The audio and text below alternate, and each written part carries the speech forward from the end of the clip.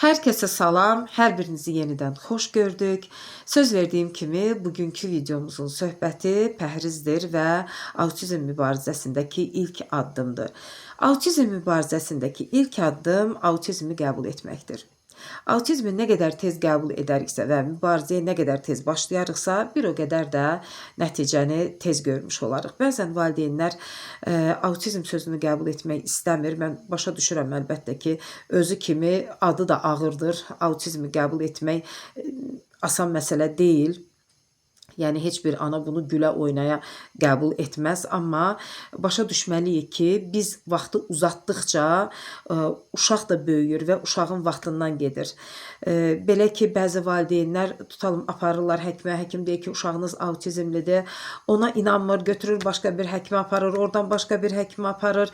Belə-belə bir həkimin müalicəsini alır, sonra digərinin müalicəsini alır, heç birinin nəticəsi olmur və beləliklə uşağın vaxtı keçir. Bilirsiniz ki, 6 yaşa qədər beyin inkişafının ən gözəl vaxtıdır. 6 yaşdan sonra həmən bu inkişaf düşür 50%-ə.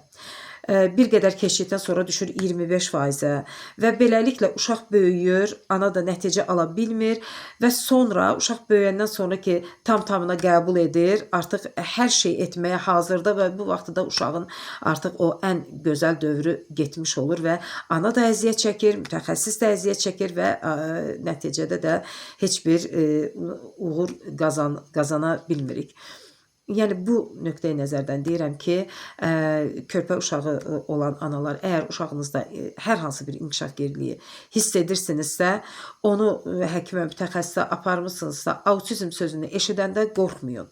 Yəni autizm sözünü qəbul etməməklə uşağınıza pislik etmiş olacaqsınız, onun vaxtını itirmiş olacaqsınız. Ona görə də həmən qəbul edib mübarizəyə başlamaq lazımdır. Oturub düşünmək lazımdır ki, yəni mən belə etmişəm ən azından ki, görüm mən bu durumda, bu qədər maaşla, bu mühitdə, bu durumda mən uşağım üçün nə edə bilərəm? Yəni işi görmək üçün insan həmişə çarələr axtarır. Yox, görmək istəməyən artıq bəhanələr axtarır ki, bunu hamımız bilirik. Və pəhriz mövzusu, ümumiyyətlə pəhriz nədir? Yadıma bir şey düşdü. Demək, bir gün görkəmli şairimiz, çox gözəl şairimiz Ramiz Rövşəndən soruşurlar ki, belə ayaqüstü sual-cavabda, briefing kimi bir sual-cavabda soruşurlar ki, poeziya nədir? Ramiz Rövşən də həmən cavab verir ki, bilmirəm. Deyirlər, necə yəni Ramiz Rövşən bilmir ki, poeziya nədir? O da deyir ki, yox, elə bu ayaqüstü sual-cavabda bu sualın cavabı bilmirəmdir. Çünki poeziya elə bir geniş mövzudur ki, lap bizim pəhriz mövzusuna oxşayır.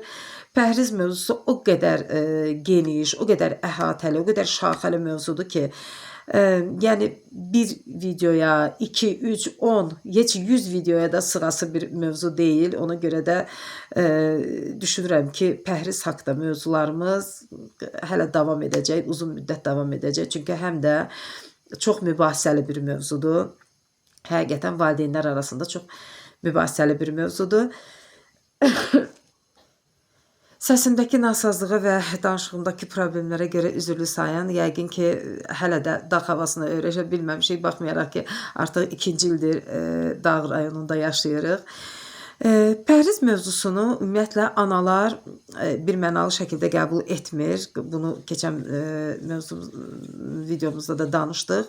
Ümumiyyətlə pəhrizi həyata keçirmək üçün ümumilikdə pəhriz kitablarını, kitabı da demirəm, kitablarını oxumaq lazımdır. Yəni mən belə etmişəm.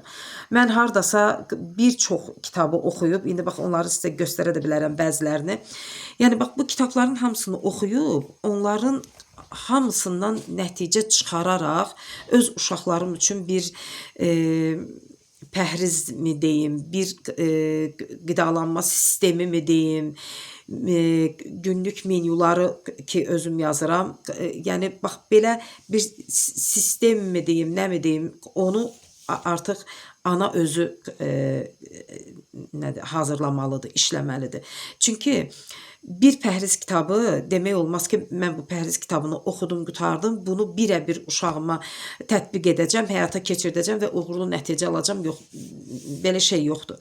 Ümumiyyətlə, dünyaca məşhur olan nədir, autizm pəhrizləri ki var, hansı ki, məsələn, Natasha Campbell'ın qap diyeti, qaps adı ilə məşhurdur.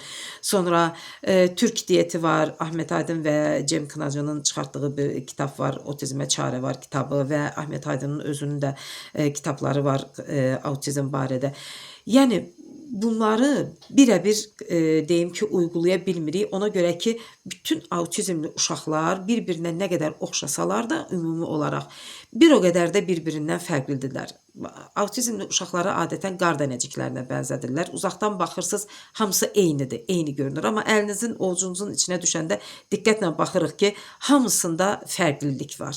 Amma hamısı nəticədə qar dənəciyidir. Bax, autizmli uşaqlar da belədir. Kənardan baxanda hamısında təkrarlanan stereotip hərəkətlər bir-birinə bənzəyir, oxşuyur. Hamısına deyirsən ki, ayala, bunlar hamısı eyni cür hərəkət eləyir də. Nə bilim, hoppanır, əllərini əsdirir, gözlərini çevirir və yaxud da fırlanırlar yerlərində, əşyaları fırladılar. Baxırsan ki, hamısı eyni hərəkət eləyir, amma əslində uşaqlar bir-birindən çox fərqlidir, həddindən artıq fərqlidir və ona görə də bu sistemi mən belə deyirəm, bunu bax belə tam məsuliyyətimlə deyirəm ki, hər bir uşaq üçün o pəhriz sistemini uşağın anası hazırlayır və həyata keçirdir. Bax, bu qədər kitabdan, indi mən onların bəzilərini sizə göstərəcəm. Mənim yoluma çıxan birinci kitab bu olub. Bax, bu kitab olub. Bu Ahmet Aydın, professor doktor Ahmet Aydın'ın, baxın, içəridə, kitabın içərisində yazılıb. İstanbul Universiteti Cərrahpaşa Tibb Fakültəsi professor doktor Ahmet Aydın.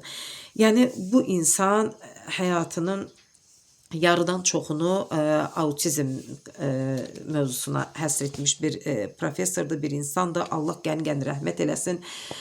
Bu broşur sayılan kitabı, bu nazik kitabı o özü Azərbaycan dilinə, yəni Oğuz türkçəsinə tərcümə elətdirib. Bax, bu kitabın içindən çıxmadı. Bax, bu Otizmə Çarə Var kitabının içindən çıxmadı. Bax, bu broşur. Bax, bu ikisi, bax, bu kitab bizim həyat yolumuzu işıqlandırdı. Mənim uşaqlarımın, belə deyim də, çıxış yolu oldu. Tam şəkildə bu kitab bizim yolumuzu aydınlatdı. Sonra qap diyeti, bu belə 3 hissədən ibarət qap diyetidir. Bu Osmanlı türkçəsinə tərcümədir. Bunu belə tərcümə ediblər, sağ olsunlar bunu və daha neçə sağlamlığa aid, baxın, daha nə qədər kitablar var burada ki, bunların hamısını demək olar ki, bunlar mənim stolüstü kitablarımdır. Amma demək olmaz ki, mən bu kitabların hər hansı birini tam-tamına uşaqlara uygulamışam. Yox, bunların hamısından bəhrələnərək onlar üçün bir sistem, bir pəhriz sistemi tərtib etdim və onu həyata keçirtdim. Pəhriz mövzusu ümumiyyətlə çox mübahisəli mövzudur. Görürsən, analar arasında, çox vaxt valideynlər arasında mübahisələr düşür ki, bəs biz də saxlamışıq pəhriz, heç xeyrini də görmədik. Ümumiyyətlə, pəhriz belə yararlı bir şey deyil deyənlər olur və o insanlara, o analara mən 2-3 sual verməklə artıq bilirəm ki, onlar pəhrizi nə cür başa düşüb, nə cür həyata keçirdiblər. Yəni, pəhriz hardansa, nələrisə eşidib yola çıxmaq deyil.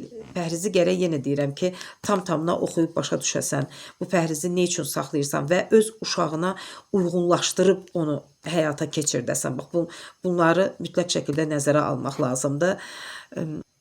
Pəhriz barədə hələ çox danışacağıq, çox müzakirələr edəcəyik. Amma bir cümlə ilə deyim ki, pəhriz hər hansı bir qidanı və yaxud da qidaları qida rasionundan çıxartmaq deyil. Pəhriz tam-tamına bir həyat tərzidir və onun bir çox vacib nüanslar var, bir çox onun qolları var ki, bu barədə gələn videolarımızda mütləq şəkildə danışacağıq. Pəhrizin bizim həyatımızdakı rolunu mən bilmirəm nə cür səsləndirim, bunu nə cür ifadə edim, amma onu deyə bilərəm ki, pəhrizə qədər demək olar ki, hər şey elədim. təlimini də keçirdim. Sonra dərman müalicəsi də eləyirdik. Hər cür şey elədim, amma heç bir nəticə görmədim. Amma həyatımıza pəhriz girəndən sonra isə bütün problemlərimiz yavaş-yavaş bizi tərk etməyə başladı. Belə deyim, onun yerini uğur aldı, onun yerini müsbət nəticələr aldı. Təlimin özü belə autizm mübarizəsində pəhrizsiz nəticə vermir. Pəhrizsiz təlim mənə görə su üzərində yazılan yazı kimidir. Yəni, həmən itib gedir. Amma pəhrizlə olunan təlim artıq daş üzərindəki yazıya bənzəyir. Yenə deyirəm, o vacib vaxtı itirməmək şərti ilə, yəni 6 yaşa qədərki vaxtı itirməmək şərti ilə. Düzdür, ondan sonra da yəni, elə analar var ki, deyir ki, yaxşı da mən bilməmişəm ki, belə bir şey lazımdır, yəni pəhrizlə təlimi bir keçirmək lazımdır. O analar indi mənim bu sözlərimi eşidib qətiyyən ruhdan düşməsinlər. Hər zaman mübarizə mübarizədir, hər zaman da gözəl nəticə almaq olar. Ona görə də yola çıxmağa tələsin, yəni uşağınızın üzərində autizm adı varsa qorxmayın, yola çıxmağa tələsin. O bir söz var, deyir, yola çıx, yol sənə görünəcək. Yəni, bircə dənə o çətinliyə aşıb yola çıxmaq lazımdır. Hər birinizə bu çətin mübarizə yolunda uğurlar arzu edirəm. Allah bizi hər işimizdə müvəffəq eləsin. Yəni, xüsusi anaları ən çox nəzərdə tuturam. Və bir videomuzun da beləcə sonuna gəldik. İnşallah gələn videolarımızda yenə də suallarınızı varsa əgər şərh bölməsinə yazarsınız. Gələn videolarımızda yenə də pəhriz mövzusunu davam etdirməklə o pəhrizin içindən çıxan digər şaxələrə, qollara, digər mövzulara girəcəyik. Onlar barədə müzakirələr edəcəyik. Sizinlə sağollaşıram və yenə sonda bir-birimizə faydalı olmaq diləyi ilə deyirəm və hələlik.